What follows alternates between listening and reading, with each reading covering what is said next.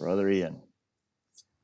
So here we are in episode 2 Yep. of what's turning out to be a series of conversations between us. Yeah. And the topic today is how to get our needs met in relationship, which is a pretty broad topic. Mm-hmm. But I feel is one of the things for me as a healer, and I'd love to hear your take on it. It's something that comes up a lot in relationships, intimate relationships. Yes. With one's partner, with one's lover, Mm-hmm. spouse, gay, straight, trans. It's just a human experience. Yeah. And I know my own experience as someone who's been in long-term relationships, it really is the most arduous yoga. It's the most difficult union, is how to get one's needs met in a relationship. Yeah. And in my experience, it's not something that's been modeled very well in our culture. There's a lot of literature on it. There's a lot of therapies on it. You know, Harville Hendricks, I remember coming across that, which was very profound teachings, getting the love you want, the love you need, getting the love you want. You know, with exercises that one does in terms of getting one's needs met. But in day-to-day life, it's actually quite difficult. So what is your experiences around that, both personal and with your patients? The first thing that I noticed throughout the years was that needs was the primary driver for everybody all the time. We're constantly driven by needs, be it physical needs, be it spiritual needs, be it emotional needs, be it psychological needs. We're constantly driven by needs. And the more the relationship is intimate, the more the demand for those needs to be met, the more we seek those needs in that relationship. It's very interesting because we're constantly looking for our needs to be met. And I think it's a natural association because we started as children and our parents were the ones closest to us and were the ones we were relying on for our needs to be met. So I think it's very instinctive what comes up, especially obviously in relationship, as far as I'm concerned, the ones I've had all throughout my life, but also with patients and with couples that I work with occasionally. And it's really always there. Whatever skirmish, whatever discussion, whatever conflict is there, there is an underlying need that is not being met. And as we dive deeper into the topic, there is no clarity whether it's the other person that needs to fulfill that need or it should come from somewhere else. Oh, so you said something really profound here. I think you put your finger on the hot topic there. Where is my responsibility? Where is my partner's responsibility? Where do we meet in the middle? Right. Let's just start in the beginning. You know, in my experience, so much of this stuff is unconscious. And when we say unconscious, everyone nods their head. Yes, yes, yes. But it's called the unconscious because it actually the conscious mind is not privy to it. Right? So many of these needs, and given the childhood woundings that many of us, all of us really, but many of us have to different varying degrees, a lot of that stuff gets carried over. So carrying on from our topic last time about the adolescent ego and its functioning in the body mind, that's a really profound thing. Yeah. And then the different ways that we have butted up against our childhood wounding and react to it. Yeah. So for some of, when we say needs, what's very interesting, when I sort of put people to the test, when they say in a relationship, he doesn't need my needs. I'm like, well, what are your needs? People actually don't know what their needs are. So the next thing is also like, what is actually our needs? There's wants. Wants are different than needs. But what are needs? We know something doesn't feel right in a relationship. We become reactive. We become angry. We become withholding. Yeah. Same with our partner. But to really define what the needs are. And I feel like that's different from person to person. So we can delve into that a little bit. Like, what would you say for you when somebody says, hey, Ian, what are your needs? Are there words that come up? Is there behavioral stuff? What are they concrete? What are they? Well, as we introduced the last time, I realized that I had to do a lot of work on needs. I mean, last time we talked about my clinical depression that was triggered by a relationship and a failed relationship. And I really had to sit down and say, okay, so what did I need here? What didn't I receive that triggered me so deeply that I lost myself? And one conclusion that I came to, that it's still a huge part of the model I work with today, is childhood needs, adult needs. Those two elements are there all the time, but we are not aware of which are which, and sometimes they're mixed. But learning what the distinction is between the two is key. And as you always point out, it's about looking in, it's about feeling, it's about acknowledging what the body is telling us. Because in any given moment, my body is either comfortable or uncomfortable. It's as simple as that. We're either comfortable or uncomfortable. And if we are comfortable, our needs are met, basically. If we're uncomfortable, there's some need that is not being met. And that's the beginning of it all. And it's the beginning, whether I'm working with someone, it's about, what are your needs? Fuck if I know.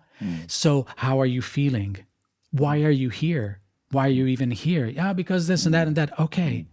So it's layer by layer, and you keep going deeper and you keep going deeper until you get to that need, that underlying need that is creating all that discomfort. It's the wah of the child, of the baby, of the infant, that is so instinctive to know that he has to cry out because his need needs fulfillment. But as we construct our overlays, our mental overlays, our psychological overlays, we stop being instinctive on that level and saying, hey, there's a need here. I might not know exactly what the need is, but there's a discomfort that I need addressed. So that inner paying attention, it's really, really important. I know in my own experience, again, being an old goat now, but in my younger years, I realized it took me, because I've been in these long-term relationships, I realized that I could identify I had no idea what my needs are, but I realized I could identify it where I'd be passive aggressive. I would try to be a good boy and then punish. Anger would come up, withholding would come up. And also what complicates this or adds a level of nuance is how we dealt with our unmet needs as a child. For example, me and you, for example, we learned caretaking. We weren't met in a certain way. So we learned I have no needs when a child doesn't get, which of course every child does. But then we'll go into, as soon as there's some kind of cognizance, we'll go I'm going to have no needs. And then I'm going to meet your needs, meaning parent and then lover, friend. Yes. And then even gets more nuanced than that, because since we're so afraid to be vulnerable, then also I'm going to give everything, which is not healthy, right? It's a dishonest way of being in the world unconsciously. And then I don't even know how to receive. So I'm going to keep giving. And then all I do is we have speeds. We go into depression. We go into anger. We go into resentment. So these layers, it's really important, especially for those of us a little bit older. By the time you're in your 30s and 40s, you have enough of a history to look back and investigate. Be like, what are the things that happen? What are these things that these partners have said to me or my friends? Right? It's so easy to love an animal because an animal is this undifferentiated love. Well, we can have our issues around it when animals, quote unquote, act out. But most of it, with humans, it gets way more complicated. So the animal thing is a very powerful place to practice, but it's very different when it comes to humans. And the other thing I've noticed doing this work for 40 years, people, depending on whose energies are stronger, meaning their woundings are deeper, they will inform their relationship to be into that. For me, as a person who's very powerful, his defense mechanism powerfully became caretaking because his trauma was so deep. I would go on and turn into relationships into that. I will take care of you. I'll do the cooking. I'll do the shopping. I do that. Meanwhile, getting more and more angry and more anorexic internally, and then withhold, and then punish, and then be in anger. Does that make sense to you at all? Do you connect with it any of makes that perfect yourself? sense. It makes perfect sense. And it really resonates with how the child had to survive the family environment and the relationship with the mother in our case. But it can be the father, or it can be, whatever. It's really about, I realize that my mother needs more attention. And the moment I give her attention, I will get that little bit of attention I need. It's never enough, but it's, I'll make do. So absolutely, absolutely. And then it becomes a habit. And it becomes a habit, deeply ingrained habits. I don't want to get too into this, but it's important to drop this piece of it. This is something that took me years to realize. When our childhood wounding, when that initial assault and insult happens, the only thing that's available to the child, right, is the eros principle. This is before sex becomes sex, but it's a pleasure principle. Yeah. So we attach the pleasure principle to the pain, right? So that's when we become a sadist or a masochist. So one of the things is our partners, our intimate partners as we get older, are always going to be in these types because the unconscious is trying to heal. Yeah. Your conscious mind is not privy to that information. Mm-hmm. So if there's two potential lovers, identical twins, one has the wounding of original childhood and one doesn't, we don't even recognize the latter.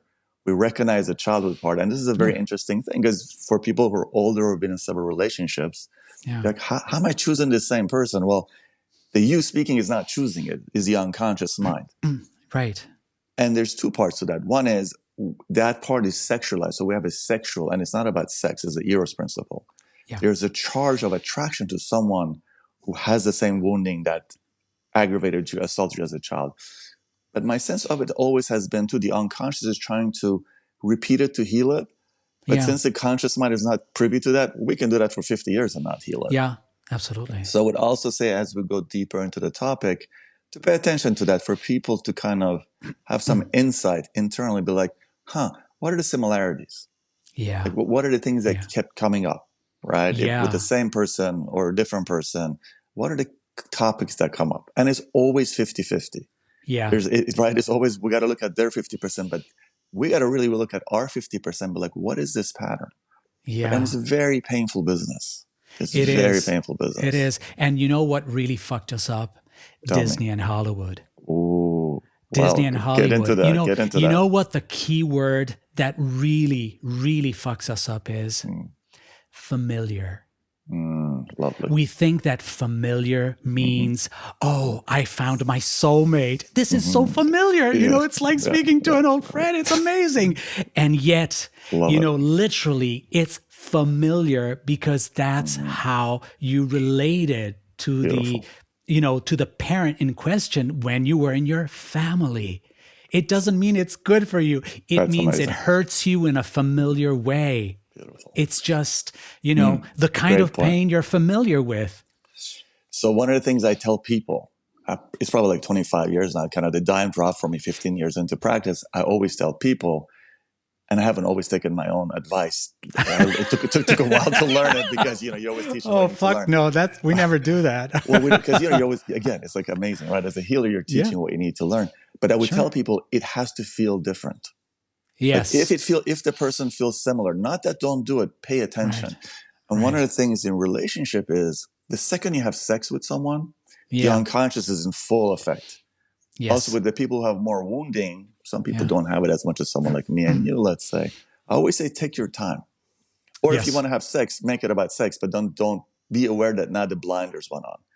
Because again, that piece of it, the eros principle, we sexually find attractive the wounding. That's how we survived it. So, and then the part of familiar, beautiful what you're saying about Hollywood, literally all media. I really learned this at a young age in my 20s. All media is codependent. All music is codependent. I can't live without you. Yeah. Like, all movies are codependent. Everything is like, my power is outside of myself. You complete me.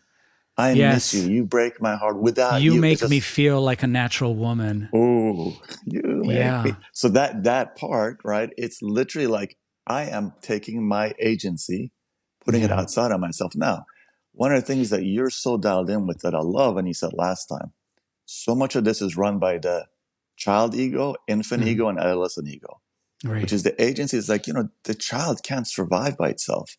Right. It's again, as adults, we talk about this stuff. It's hard to appreciate. It's literal survival. Yeah. If you have a checked out parent, especially the mother at a young age. Yeah. Literally what happens is you're going to die. It's not like, she hurt my feelings. Yeah. That's like later on. It's like, I'm not going to get fed. I'm not going to get fed. I'm going to die. Right. So there's a desperation in this. Yes.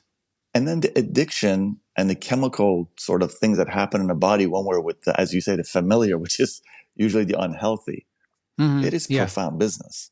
Yeah. So this is also really great for people to examine when they're about to meet someone or go back if they're in a situation. Yeah. Like, what were the initial feelings? Right? It's more than just the honeymoon period. It's, as you said beautifully, familiar is that part of the unconscious. Yes. It repeats it. Yes. And it is yoga. It is like, if you're on a spiritual path, the relationship piece is the most difficult. It really is. To get in a place where, not serenity, it's always difficult sharing life with someone else, especially when we're so hyper individuated. Yeah. But that's our practice. And also we're so, I don't see necessarily healthy models, the Hollywood thing, as you say, old codependent and very juvenile. So we're starting with that groundwork for our conversation today. Yeah. The unconscious is running it. Yep. We're trying to meet childhood or infantile needs as an adult. Yeah. Would you agree that first and foremost, that falls on our shoulders of figuring out what our needs are and actually meeting the things that are supposed to be met by ourselves as a start? Yes and no. And I'd like to go back to something you said previously that I found very interesting. The disappointment I felt at a certain point of not being able to rely on my instinct. I used to think my instinct was extremely reliable, was the most reliable part of myself, and finding out that it's actually not.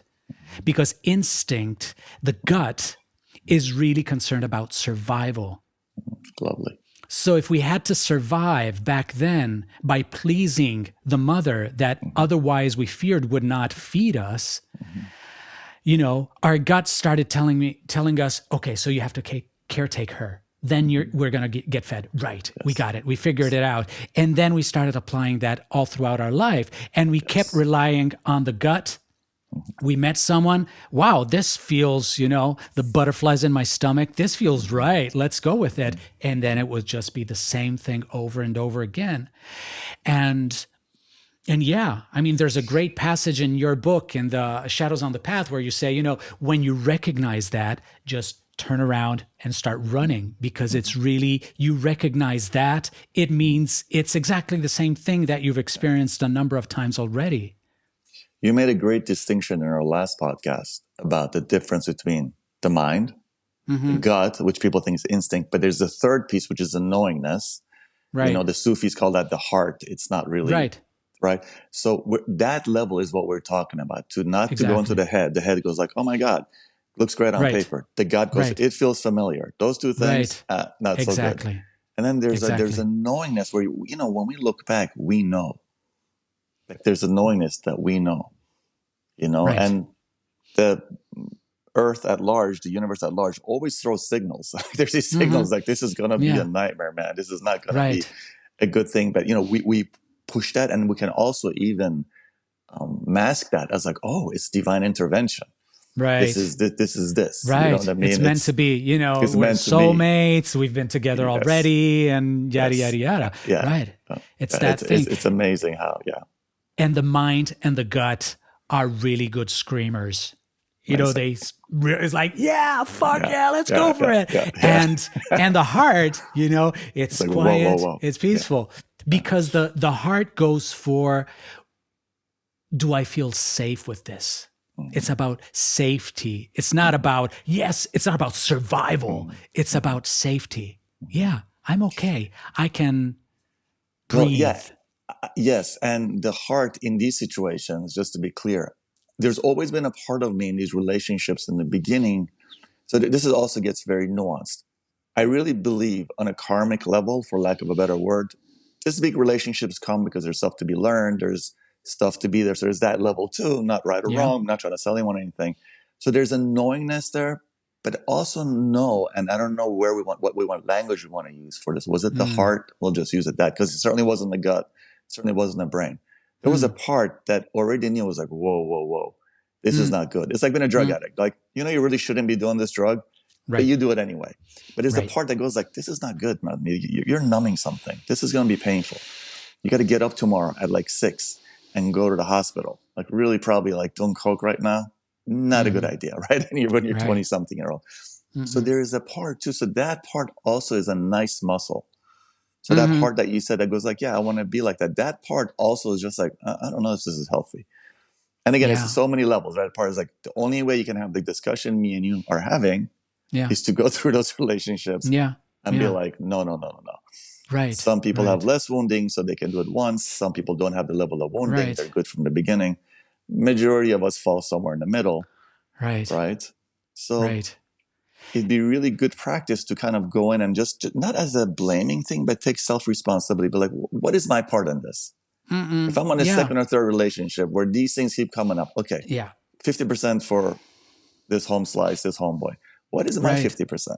Where is that part of me that like, what is it? And not as a blaming thing. This has to be approached gingerly. Man, you got to have compassion. You're not doing this stuff because you're an asshole. You're doing this stuff because you're not in the picture. The you that's doing this stuff. Who wants to be hurt or hurt another human being? Really, you got to be a psychopath. So not people that I work with or myself. Sure. And there's a lot of grief in that as well. Yeah. Now, taking it back to that piece when I said earlier, you were saying you agree and disagree. What would you say a person's responsibility is in terms of a relationship of the need part? Right. So I really make this huge distinction between adult needs, child needs. That is to me something that's fundamental because, you know, when we talk about adult needs, we're talking about there's adult needs are mild. You know, I need this, and I'm going to get into them specifically. I actually have a list that I can read off of because that's really important. But adult needs are mild. You know, I kind of need this. I can't get it. Okay. Child needs are urgent. It's about survival. I really need this. And if I don't get this, I'm either going to throw a tantrum. I'm going to get mad at you. I'm going to really feel it. The emotional reaction is going to be strong. And I think inherently in the child need is the demand that the other person fulfill it. So that's the question I'm asking. Is it the responsibility of our partner to meet the child needs? Well, it is in a codependent relationship. Okay, yes. Which is what we're trying to steer people That's away the contract. From. Gotcha. But obviously, that's a recipe for disaster and tons of pain. That's beautiful. So obviously not, but it doesn't mean that we don't do it, and it always ends in pain. So let's define that for our listeners. So the codependent relationship is, go ahead. The codependent relationship is that where there's that unspoken agreement where you'll take care of me and in exchange I'll take care of you. I'll see your needs before yourself, and I'll caretake them, imminently. And, that's the agreement. We got it. There's symbiosis, obviously. There's a lack of boundaries between the two, but there's also this wonderful, deep sense of unity of it's so luscious. It's so good. It feels so good. I mean, exactly like drugs, that it just feels right. But obviously it's exactly what the child was longing to experience with his mother or her mother. And it was, what needed to be experienced, because symbiosis as an infant is a healthy thing.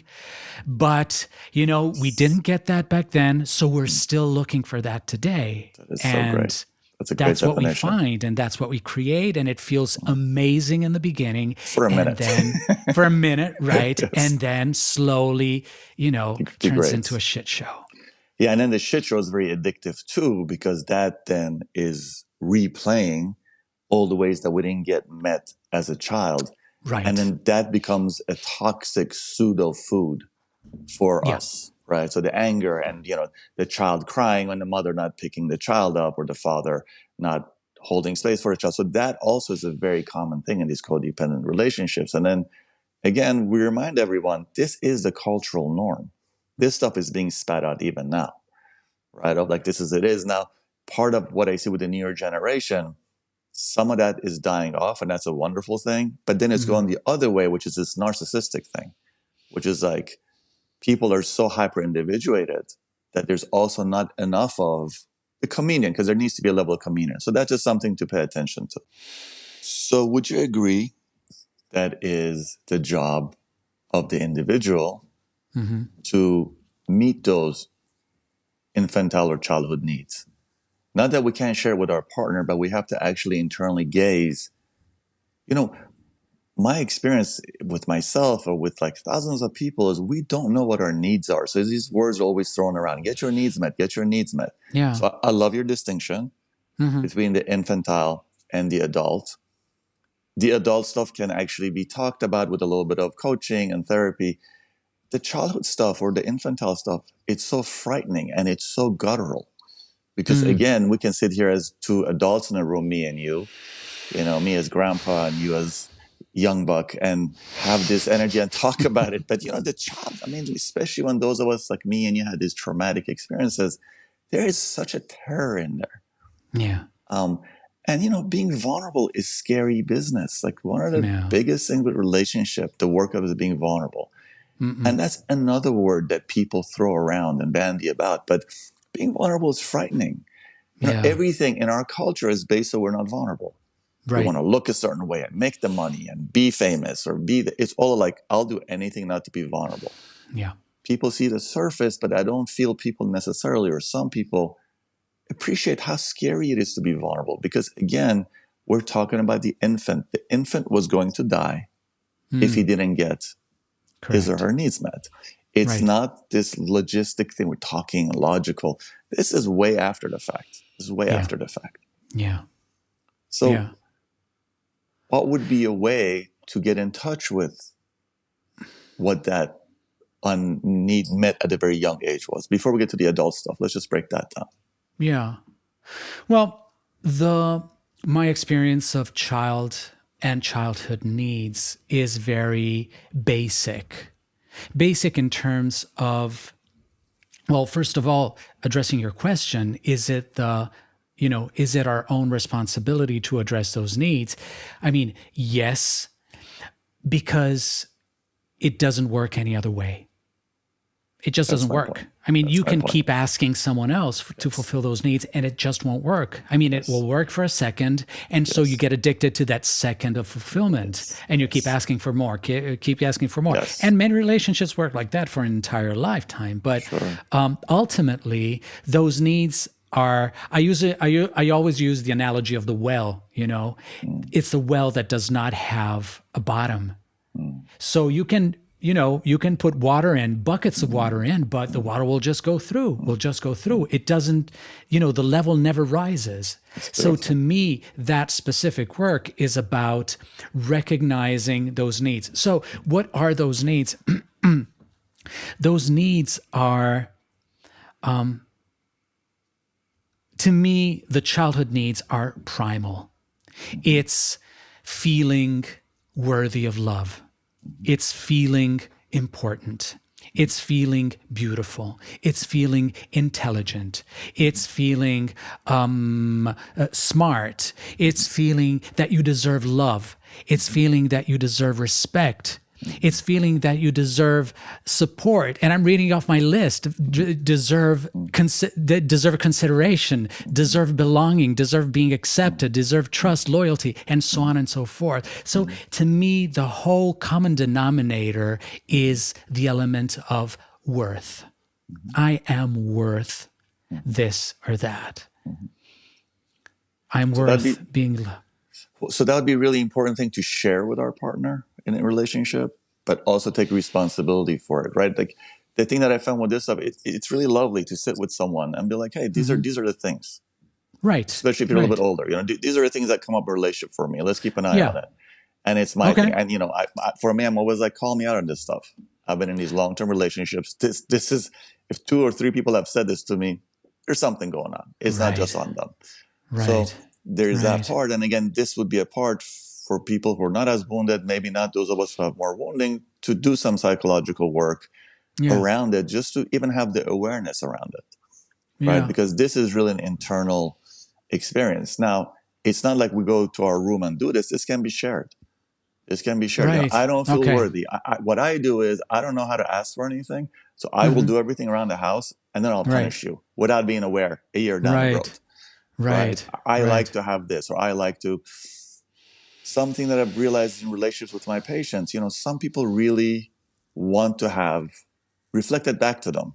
I really appreciate you for this. So I say to them, are you one of those people? Some people don't care.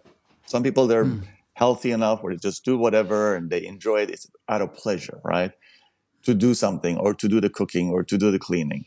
For some people, they can do that for their child or dog. They can't do that for their partner. So again, an honest inventory, right? An honest entry of like, just on that level, hey, these are my woundings. And what are your woundings? Can we just discuss that without me taking it on?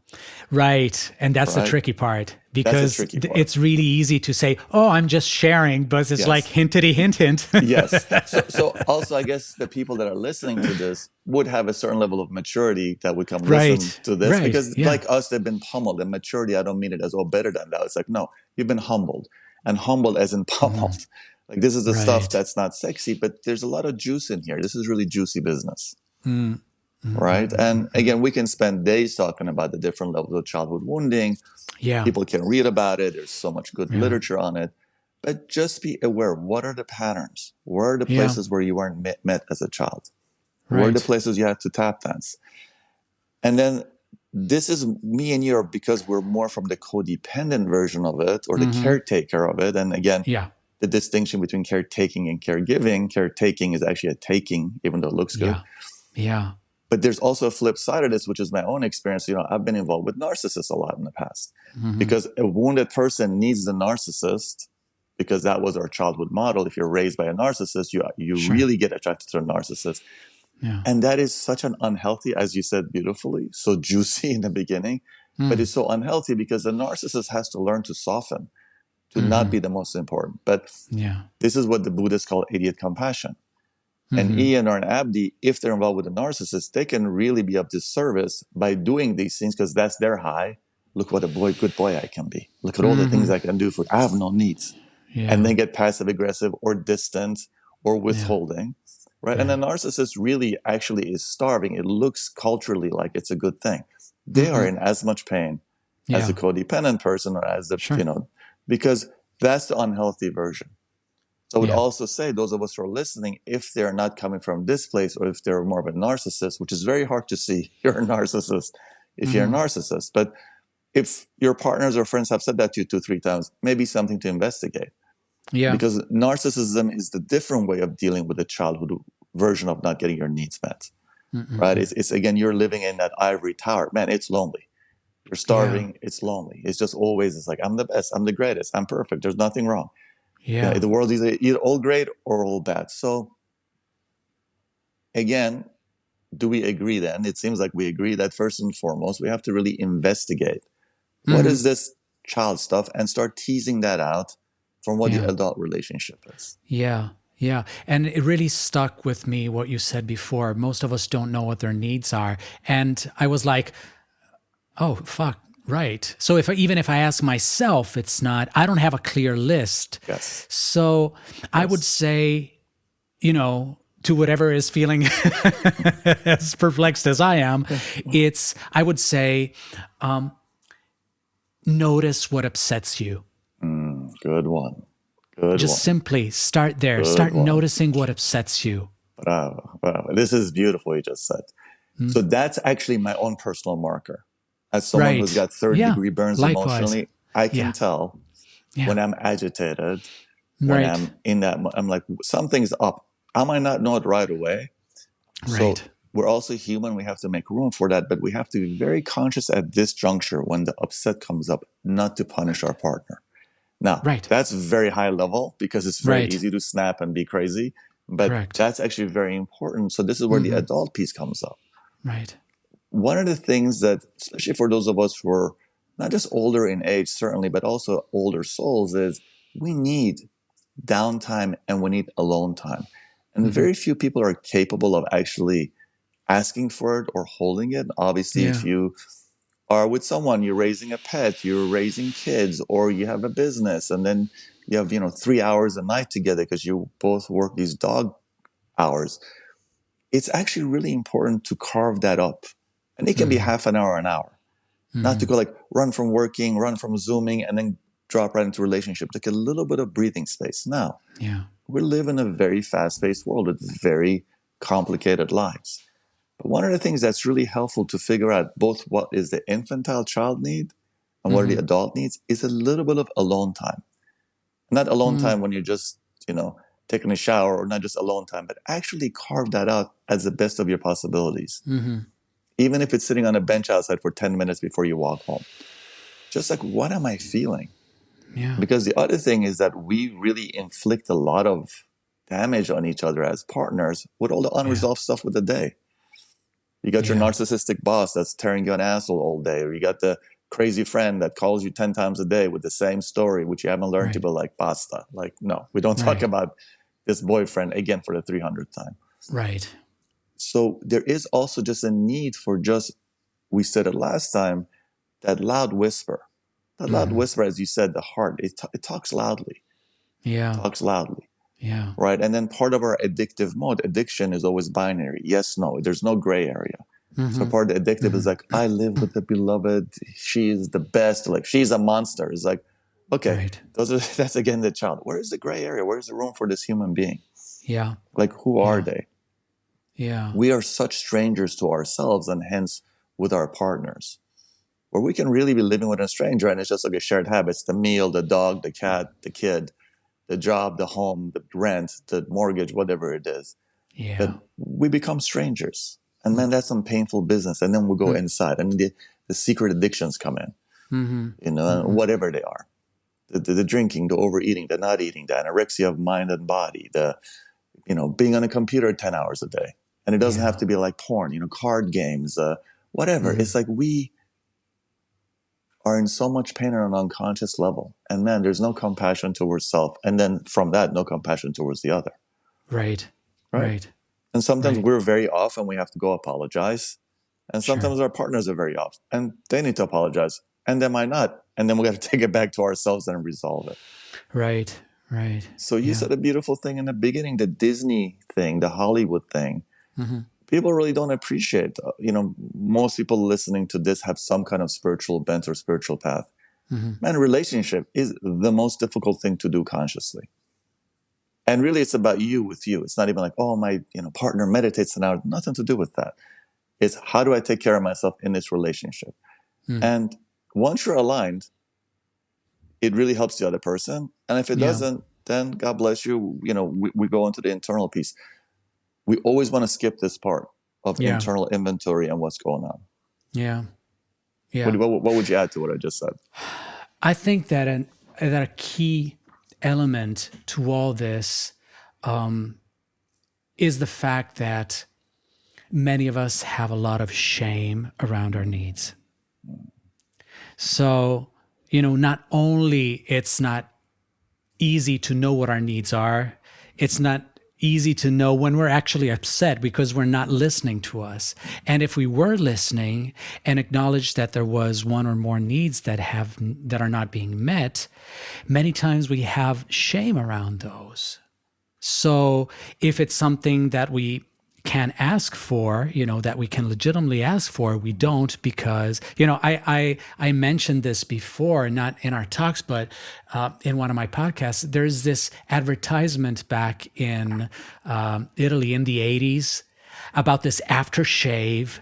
And there was just, this cut of only a man, a fit man with this woman behind him, putting her hands in from behind, and he was holding this aftershave, saying, "For the man that needs never to ask, never has to ask. The man that never has to ask." So asking, man, you're a pussy if you ask. If you're a real man, amazing. You never ask. You don't need to. It's given to you automatically because you're Amazing. such a man. Amazing. So that really impacts us. That really impacts our psyche, because vulnerability, fragility, need equals weakness. So, and I know by experience that this is true for women as well. I mean, it's just not men, but men mostly, because the man has to be, you know, by stereotype, the strong one and whatnot. But, you know, many of us have had families where asking was not, you know, welcome, basically. I love it. Like Italians and Spanish are like the Middle Easterns of Europe with that macho culture. It's amazing. So to your point, absolutely shame. And so another bullseye by you. This is very important what you're saying. And I would say deeper than shame, there's an absolute terror that being vulnerable equals to death. Because again, taking it back to the infant, it is death. Right. And then the shame comes. And the shame is such an interesting thing because, you know, fear, emotion, you know, rage, emotion. Shame is this human-made glue. I look at it as wood glue. It's not, it's a thing that we feel, but it's actually very human-made as a way of protection. It's not this guttural thing, so it gets very confusing.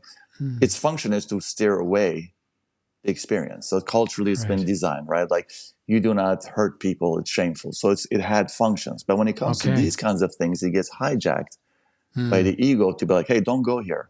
Ian, Abdi, don't go here. Right. You cannot have this. Right. And again, I really take it back to this part where we don't know what our needs are. As you say beautifully, shame, terror, I would add to that. And then it gets even more nuanced here. The interesting thing is we tend to project our needs on our partner then. So one of the things that also get trickier is like, well, I have no needs. So, you know, macho man, you know, Luigi there with the aftershave, you know, no need here. But like he's going to project it, you know, on his partner or her, you know. And this is a part that also gets very confusing. Many times when we have a difficulty, it's certainly been my own poison growing up, you know, as a guy who was such a good codependent, you know. And, you know, this is interesting too. When you have woundings, a lot of times you become intuitive as a way of, you have to survive so much, like soldiers that I treat, you know, they're so intuitive. You're like, oh, you have eyes in the back of your head. That's a compliment. That's not a compliment. You have eyes in the back of your head because you're so goddamn unsafe that you read people, right? And then again, at an addendum to this is when you're that intuitive from your wounding, you know what people need before they do. So your partner might come home and not even know what they need. And then you go in there and interject it. But again, what are you doing? This is the beggar. You know, instead of being royalty, which we all are, we become a beggar. Let me cook this meal. Let me rub their feet. Let me rub their shoulder. And then I'll get love. But then we don't even know what our needs are. So we can't even accept the love that comes back. So we get into this loop. I'm useful because that's our childhood thing. If you have a wounding, but I'm useful, that's about the closest I can get to love. At least that way I won't die, which is really a child's experience. Right. If I'm needed, I won't die. I'll get something. So it's really helpful sometimes, even when that comes up, to fight against the part that wants to get up and do something and sit with the discomfort of being helpless. Because connected to the shame that you're beautifully described, there's a helplessness. We don't do helplessness well. Yeah. No one does helplessness well. Right. Right. You had to get pummeled with your anxiety and then be at the foot of that stove in the countryside at your father's. I had to have a nervous breakdown. Even then we were fighting it. Right. I mean, I worked through my nervous breakdown in my 40s. Like I worked through it. It was unbelievable. Like people were like, dude, like, do you have AIDS? Like, well, you've lost 20 pounds, you know, like what's going on with you? No, I'm good. I'm good. No one can underestimate the terror that pretty much is right under the surface for most of us. Whether you're a hyper narcissist, whether you're a hyper codependent, you're sweet, you're not sweet, we have to be faced. So that part, I would say also in relationship, have that relationship. You don't need to hunt it down. It's there. It's there. Would you agree with that? I do definitely. And something that I really realized, especially during COVID, is how much the fear and terror translate to anger. The problem is that fear means weakness in our society. Anger means strength. So we embrace that anger and we have our crusades against, you know, basically everybody. but we're not realizing that they're totally terror fueled, because both shame and terror create so much anger in the child within us. But since we pretend we're adults, we take that anger and just shove it in people's face. And we see so many movements today that, without saying, we've been really hurt by this, say, fuck you, you have to acknowledge me, you have to see me, you have to call me like this. And it's really, and that's another element that I would suggest, noticing how many times, like before, notice when you're upset, how angry are you? I love what you're saying. Are you angry? So why important. do you think you're angry, and why are you really angry? This is so important what you're saying. So this is the thing I was saying also before. The anger thing, it's such a pointer. So people go like, I don't know, I'm afraid. I'm not afraid. So what I always said to them was like, well, where's the anger? When you get angry, where is it? Right? There's a part of anger that comes up that's actually self-protective. Right? But then which is the healthy one. Which is the healthy one. But the majority of it is exactly what you're describing. Right. And then we shove it down. And then, that's also a high, because remember, the child, I know, people need to remember the child, the infant was helpless. So anger is one of the ways that we become potent. It's a pseudo potency, it's not real potency, but anger is like puffing yourself up. Like animals get threatened, they puff themselves up. But that can become a habitual thing where you're constantly in that mode. And then, it really does burn that groove in your brain where that's a default setting. We bypass like, what am I feeling? Yeah. And then again, so in relationship, we have to first be in relationship with ourselves. And that's one of the hardest things, because no one really teaches that. And very few of us have a relationship with self. Right. So I would say that piece of it again. And then people always say to me like, well, what do you know? You don't have kids. It's like, no, I appreciate it. You're not dealing with a sick animal. I appreciate that too. But at the end of the day, the responsibility starts and ends with ourselves of some kind of relationship. Right. And have, patients who get up at 5:30 in the morning and do an hour of yoga or go to the martial arts. Like there's some relationship they have that's just their thing for themselves. Right. It's not like I'm doing this to do this. I'm not doing this. It's just like, this is my thing. Yeah. So I would say like that'd be also really awesome. For you, your music, whatever. Like there's a thing that's just yours. For me, my motorcycles. It doesn't have to be an external thing or a consumption thing. It's some invitation. Sit down and make a collage. Sit down and, look at art. Some people are music aficionados. What is it? And is that experience something that you're checking out or you're checking in? Right. Because that's also like a lot of times we go, this is my experience. It's like, well, that's a checking out. Right. And it's so nuanced. It's so nuanced. Yeah. It's so nuanced. Yeah. The blaming thing is a big thing. I love what you said about the anger. It certainly was my experience so much of my life is I would be angry. And even with therapy and, having done all the spiritual work, I still couldn't find what the child needed because there was such a terror at such a young age where there was no understanding. And I see it. People who haven't had that level of terror do have an easier time. Right. But the relationship thing is up for everyone. Yeah. And then being that the energy is so intense right now, so much going on, there's a lot of that. And for some people, it's not important. Some people are just a roommate and they do fine and they want to raise their dog or their cat or their kid or have that apartment. And that's fine. Yeah. Right? I mean, for them, it's fine. Yeah. But for those of us who bang our head. And then another piece I wanted to add to this, and I'd love to actually hear your take on it. We also tend to lay so much on our partners to meet our needs or have some understanding. Like, what is it? Like, that's also part of that Hollywood, this big romance. And it's great in your 20s, have it. But by the time you're 30s, 40s, like, what are we really expecting? What does the mature relationship look like? And they're all different, right? And what is that sort of infantile, juvenile idea of Cinderella, whatever we have, gay, straight, or trans, of like these ideas of this is what love is. I feel the younger generation aren't as poisoned as the older one. They seem to have their own issues around it, but they seem to have a little bit of a less romanticized. But what I see with that too, there's a level of disconnection, which is not necessarily healthy either. It's not this overt codependent stuff. There's a level where with all the social media and all that, there's a level of narcissism has crept in.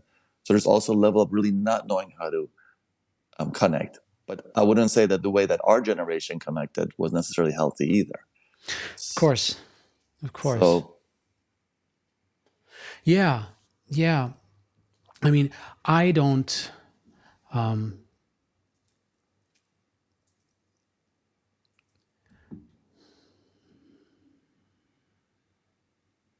I think I mean, so many people I've worked with throughout these years, I've started with regular, therapy counseling and ended up working on how to find your next partner. Because it's really a segue. I think there's a very, there's a lot, obviously, and thanks to Hollywood, thanks to Disney, there's a lot of expectation in how we should feel when we meet, quote unquote, the right person. The right person will feel right. The right person will feel familiar. It's everything will come easy. Everything will be like that.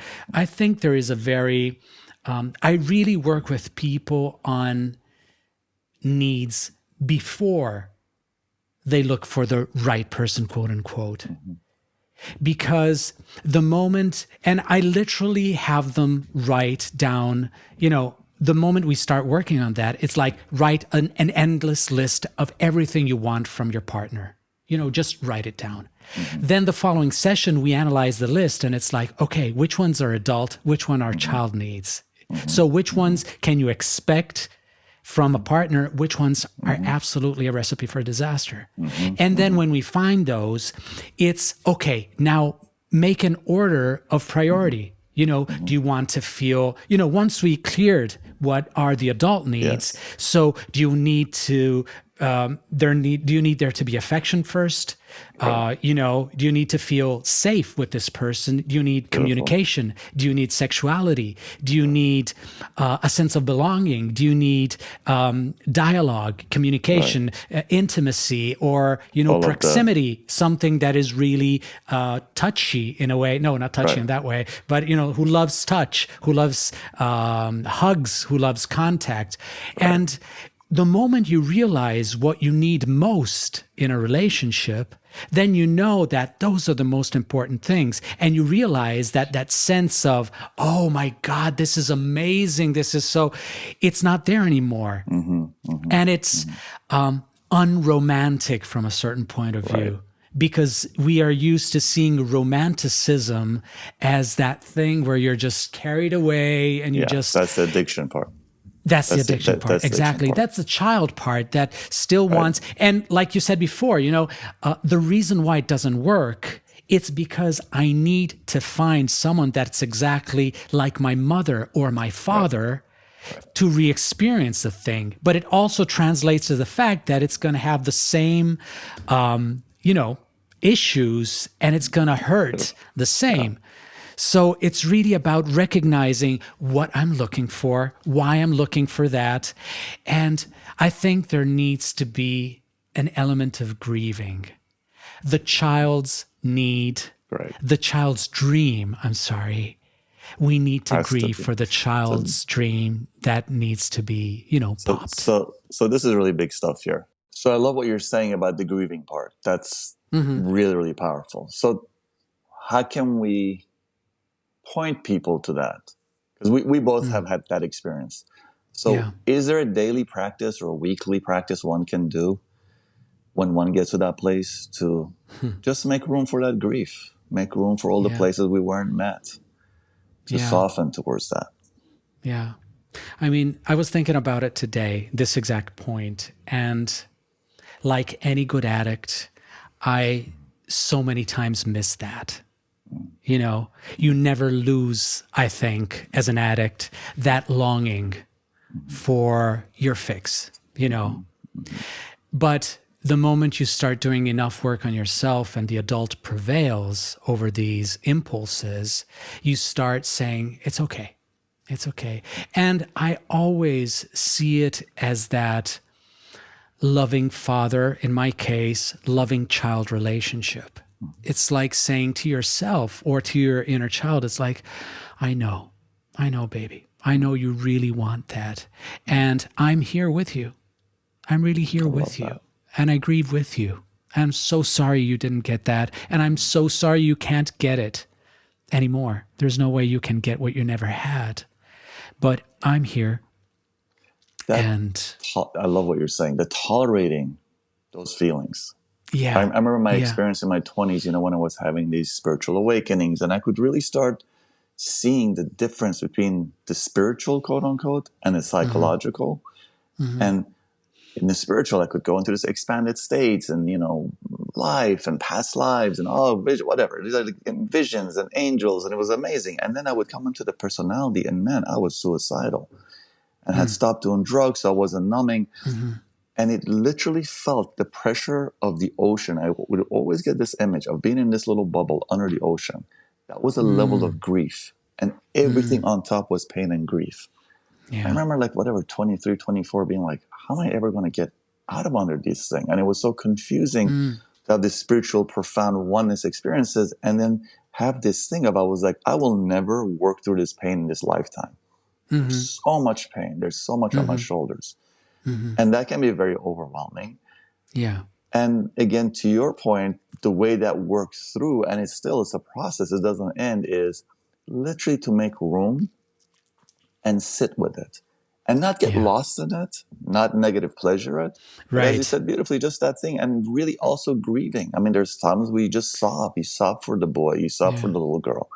You sob for all the cruelty. It doesn't matter what your understanding is. And this is a point that I've realized in my own case, and I always make. Many times we go towards a spiritual path. Mm-hmm. Partly, if not mostly, because this pain is so overwhelming, we want relief from it. Yeah, yeah. And that doesn't affect this. Yeah. You taking your Fiat Panda to your mechanic to fix is not going to fix the plumbing in the house, even though they both have water issues because the Fiat has radiator leak, and then you have a radiator leak inside your home. And that's also can be the confusion with this. Mm-hmm. And some of this stuff, yes, expert help, work with a therapist. Yeah. And part of it is, I don't have money. I don't have this. I don't have time. Man, 5 minutes a day. Sit. Yeah. Is this because your partner acted like this? Or is this actually triggering the same wounding of how you weren't met? Right. You can have the conversation with the partner. End of the day, the partner can change that behavior. You're going to still feel like this. Yeah. Right. And you can heal this, and your partner's doing that. Then it really needs to be addressed with the partner. Right, right. And I don't want to go off topic here, but this, I feel it connects to what we're talking about. One of the things is when we're doing a level of work that we're doing, that we're discussing here, the partner that we met 5 years ago, 3 years ago, 2 years ago, 10 years ago, we have to renegotiate. Because if the agreement was, Abdi has no needs, he's going to tap dance, he's going to do all this stuff, and then he's going to be this, angry guy or withholding guy or whatever. And now he's learning I actually have needs. We have to renegotiate that. And we can't just expect our partner to read our minds in that. It's actually not fair. And it's really not their fault. It's really our responsibility. Now, having said that, also the partner not necessarily is going to want to have the new Ian. It's not the real Ian. It's going to be like, wait a minute. The agreement was, you have no needs, Ian. You meet my needs. How dare you have a net respect? How dare you? Right? So, again, the nuances of this, there's no cookie cutter energy here. And again, all of this might sound heavy like our last session did. This is all invitation to more peace and joy. All we're talking about here, we're not doing this just, go into the pain, go into the pain. It's like, you're in pain, you don't know you're in pain. You're in pain, you're numbing. You really don't think you're in pain? Don't check out for a second, see how much pain you're in. Now, it's about being enjoyed. What you said beautifully last time, I loved your softness last time. Go watch your 2 Netflix. Go enjoy an ice cream. Go watch, NBA as an Italian who should be watching Milano, you traitor to your people. Do these joyous things. That can only come from you having the pain you had to go through that you can be that soft. Yeah. Because you've always been a soft guy. I love that about you. But the guy that I met a decade and a half ago is not the guy I'm talking to now. There's a softness in you, man, which is, again, that's real strength. That's real vulnerability. Vulnerability is strength. This culture really doesn't get that. Our culture, world culture. It's not just the Italian advertisement with the cologne have no. I mean, that's all across here too, right? or Right. you'll be Yeah. happier when your sheets are wider, or you'll be happy. That's all Correct. from like external. And to kind of put this all in one blanket, culture is not our friend. In that, culture needs you to be externally referent, because that's how it sells you things. Right. Like, and it's not, again, you can enjoy your MBA, motorcycle, ice cream from a place of being in your energy, as opposed to like, oh my God, I'm in so much pain, I need to check out right now. Yeah. I would say even then, when you do it, pay attention. I know this for myself. Am I sitting here in front of the screen or with a tool in my hand because there's some pain in me? Or is it because it's actually a joyous thing? Or is it because this thing needs to be fixed? This is my mode of transportation. Like, it doesn't have to be just these two things. It can be 10 things, but like, to check that, to be able to have a little bit of downtime. Yeah. Right? Even the meditation, not like, I'm sitting to meditate. You just sit. It's just a meeting. How's this stranger you call yourself? I always go to that poem. Like, who is this stranger you call yourself? How is he feeling today? Yeah. Where is he at today? Yeah. And we have such a distorted, understandably distorted view of what pain is. Because our child found that pain almost unbearable. It was life-threatening pain. It's so important. So important what you're saying. And so much of the fear we have today of our own pain is the fact that we still consider that level of pain to be life-threatening. That's why we don't even want to go near it. Yes. It's so important. So simply considering the possibility that that pain is much more bearable than we think. Yes. We don't know exactly what it is to feel that pain in a fearless way, not be afraid of that pain. We realize that it's just pain. Yes. It's no big deal. It is painful, but it doesn't mean that it has to be overwhelming, and it's not that hard pain that the child experienced. It can be a soft pain full of, love, compassionate love for ourselves, and saying, yes, I experienced that. That hurt a lot. And it's exactly like feeling that pain alone or with a loved one who's hugging us. It's the same exact pain, but it's so much more bearable in those moments. So that's really important, because a lot of our struggle is with our psychological belief of what that pain is going to do to us. And that tiny shift of saying, what if as an adult I can handle that pain in such a different way as the child? It's so great what you're saying. This is a tolerating piece. And this is so important, this distinction, because it literally was death. I always try to make this point. As a guy who used to do hypnosis work for serious trauma back in the day, and he would take people back. We always think about it from the adult mind. It's like impossible really to appreciate exactly what you're saying. That was death. It's not terror. Go ahead. Yes. And in the early days, you used the word, it's enough just to tolerate it. Yes. And that's what I was struggling with. Yes. That's why it was so helpful, because I kept thinking I have to be over it. Yes. I will be okay when it's over. Yes. And you kept reminding me, just tolerate it. Just show up and tolerate it. And that kept coming back. And that was so fucking helpful, because I realized I do not have to fix this. I do not have to be over this. I just need to show up and tolerate it. It's such an important point. I came across this myself in my own work as being in therapy. And then I start saying it later on with my patients, where actually therapists, as healers or therapists, we're trying to actually heal ourselves. So that's why we get into therapy, till we get cooked enough so we can be helpful. It was amazing how fast even professionals, meaning therapists, would try to rush people through this process because of their own unresolved anxiety around it. And what I learned was saying but to sit with this thing, that's what it does. When we get something that comes up from the unconscious, we don't need to do anything but just show up. It advises us. Because of our being over-mobilized, we always think we got to do something or fix it or do something. All the unconscious is asking is like, hey, we haven't been able to look at this. Can I show it to you? Can you look at it? You don't need to do anything. You need to throw it out. You don't have to fix it, paint it. Can you just look at it? Right? That's the invitation. Right. And the amazing thing is we can even use very distinct techniques that were designed to do this. like mindfulness, like awareness, and not do it, to bypass it, right? That's spiritual bypass.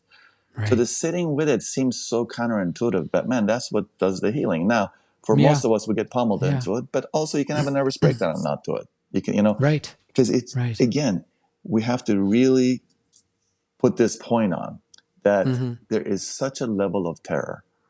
The terror is terror of death. It's not because I'm scared of something. It's I'm going to die. Right. And yes, it's brave work, but when it comes knocking on your door, you don't really have an option because it will keep knocking louder and louder and louder. Yeah. Yeah. And unless we're dealing with huge trauma that, requires EMDR or, deep psychoanalysis, it's really just child parts that ask to be seen. That's it. Period. That's it. And to put that right in there, I love you made that point. For people who have very serious trauma, right? To do this, you can have a psychotic break. So we're saying like exactly. Yes, also pay attention like where your level of trauma is. Right. But for the person who doesn't have that level of trauma, which is a lot of people, just when a piece of information comes, it will bring with it what it needs. Just sit with that. Open the door. Right? And it's like that Rumi poem. Guests come and you don't let them come and go through. Some of them sit a little bit longer. Some of them go right through. You don't have to attach to them. You don't have to feed them, clothe them. Just take an awareness of like a mental note. Oh, and even in the morning. House. Yeah, a guest house. Beautiful. I'm this today. I feel at peace today. I'm anxious today. Is it a dream? Was it something with my partner? What am I feeling? Yeah. Right? What is this thing underneath it? And then, like we talked about, just to bring this to close, it's the head, it's the instinct, which is really not what we're talking about. They're very much connected. It's survival. We're talking about going from survival to living. That's the heart in the Sufi language. Right. What is the heart saying? That's the whisper of the heart. Right. So to bring our discussion again to a close, I would say this is like we talked about last time again, to go from survival to living. We can survive at a very high level. It can look very similar outside, but internally we know we're in survival mode and we're living. Living is an art form, what the Sufis call a real human being. It's not some hoity-toity walking on air. It's actually someone who's here.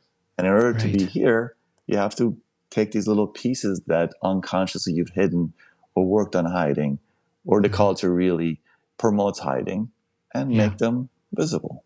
And that's a process, not an event. Otherwise, you will have that psychotic break. Right. Yeah. And it's beautiful because we started talking about relationships and we ended talking about us. It's really about us. And there's that beautiful book by that, I think she's a Zen monk. She's called Sherry Huber, I think. And it's Be the Person You Want to Find. Yeah, I love that. It's just really that title. And it's really about becoming that welcoming, compassionate, loving parent to yourself. Yeah. And then, that's it. You find that you welcome your child, and then you're going to meet someone that is as welcoming with you as a single parent, each with their children, but, each caretaking their own children. Yeah. And we come here alone and we leave here alone. So that also has to be remembered. Right. Yeah. And that not in a negative way, but in a beautiful way. So everything along the way. So even with those of us who've had painful relationships or divorces or whatever, like, man, bless it all. Just be grateful for it all because it made you the person you are now. So even these resentments we have, like, work on that. Like, blessings on all of them. Blessings on us. Blessings on the unconscious part of us that did fucked up things. Blessings on the unconscious parts of them that did fucked up things. Man, it's okay to be human. So to your point last time. It's okay. This is the blessing, the mitzvah. Right. It's like being human. That's the blessing. Right. Right. Beautiful. Thank you. Thank you. Thank you, brother. Always lovely connecting. And I look forward to our next talk. Absolutely. So much Take care, love my for brother. You. Ciao, ciao. Yeah, likewise. Ciao, ciao.